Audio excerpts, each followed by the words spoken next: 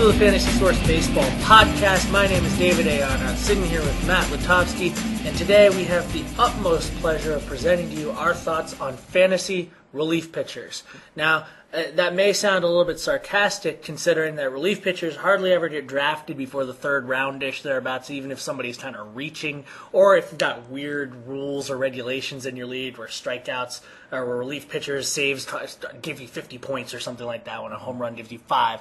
But in any event, relievers, they're necessary. You're going to need to get them. Do not punt saves. Don't punt saves. Anyone tries to convince you that, they're just trying to take you. They're trying to scam you. Yeah. Well, definitely in a roto league, you can't punt saves. I mean, I've tried it before in a weekly head-to-head, and it was okay, but not great, and definitely not the best route to go. I mean, let's just do the simple math. When you're playing a 5x5 league, if you just say you're getting only 1 or 2 points for that one category, you're not going to win the league. Right. You're just not going to, because that's 5 points right there. Like true punting, you should be thinking, I'm getting 5 points in this category. Mm-hmm. Like, that's a true punt there, because you're thinking to yourself, I need to gain on this somebody else in another category. Let's get to the actual guys that we're talking about here. In our mock draft, our experts mock draft, we kind of had a consensus top 6, I believe it was, where they didn't get drafted in the order that our Fantasy Source writers had put on the site as the top 6, but those top 6 did go first. Yeah, they were the top 6, which is interesting because I feel relievers, there's a lot of name value people go with. There's a lot of just, I had this guy last year and he blew a bunch of saves, so I don't like him, or vice versa. But our top 6, what we have ranked is Soria, Feliz, Marmol, Heath Bell, Brian Wilson, and Mariano Rivera. And it wound up going, Rivera was the first reliever taken, which, I don't agree with, just because his K rate's declining a little bit, and the Yankees don't like to use him unless it's a save situation or as much as possible, which ultimately does affect Ks. It affects those contributions from week to week. But that said, he is about as safe as you can get. Like, he's over 40 now, which is always a concern with anyone, but I mean, the guy's done it for... Well, we've been saying that about him for 4 years now, is like, when's he going to drop off? Right.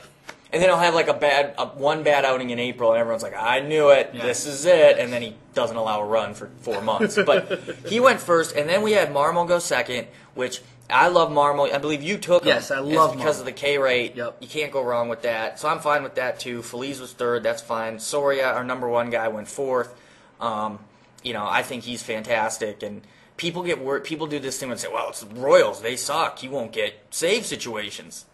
That's not how it works. No, I try to tell people every year that's not how it works. I mean, my favorite example of this, I forget what year it was. I think it was Danny Graves was pitching for the Reds. It had something like a 4 ERA. I could just be misremembering what exactly he was putting up. But he was a terrible pitcher, and he got something over 30 saves. Alfredo Simon last year had an ERA over 5, if I recall. Right. Again, if I recall correctly, it was ERA over 5. May as well have been over 7. He still got 17 saves. They put him out there, he got the saves. The big one for that is was Sean Chacon. Yeah, who exactly. had 36 and had an ERA over 7 for the Rockies. Unbelievable. But people do that thing and say, well, they're not going to win. Well, at this time last year, no one thought the Padres were going to win. A, they did win. B, you don't know who's going to win or not. And C, even if a team isn't very good, they're still going to win 60 games. And if you have a good closer and they're close, a good closer can easily save 38 of those games. Well, here's the thing about these top 6 closers that I will say is that it's not just that they get saves. Like our relief pitcher rankings, you've got to be savvier than that. Right. Because, the guy that have ranked 17th, 18th, we absolutely, totally acknowledge that guy could lead the league in saves. I mean, Houston Street could lead the league in saves this year, even though Papelbon at 15 could lead the league in saves. Heck, Frank Francisco could lead the league in saves. The point is that those top 6 guys are the best bets to help in the other categories, whatever that may be. Strikeouts, WHIP, ERA, saves. I mean, pretty much that's actually my bias. I look for the guys who get help with strikeouts because I need my relievers to make a dent in some other way that they can after they've done their baseline of saves. After that, the saves are kind of gravy. Yeah, you can't chase saves because you just don't know from year to year. You don't know from week to week with the team how many opportunities they'll get. So if you avoid chasing saves and you look for the best all-around guys, you're going to be in good shape. And another reason that these guys are at the top, just finishing out real quick, Heath Bell was 4, Brian Wilson was 5, is because they've proven durable. And obviously a guy like Feliz hasn't been in the league that long, but those other guys, like, they're proven to be durable. They've proven that they can, put up good stats in all the categories, and that's a big thing too when you're looking for it. And, you look down the rest of our list, like we have Andrew Bailey and Joe Nathan, 7-8. They were both hurt last year. Obviously, Nathan missed all year. Bailey, 2 different DL stints. They're both really good, though. They're really good, really low whip guys. Bailey, you'd like to see the Ks go up, but nonetheless, really good.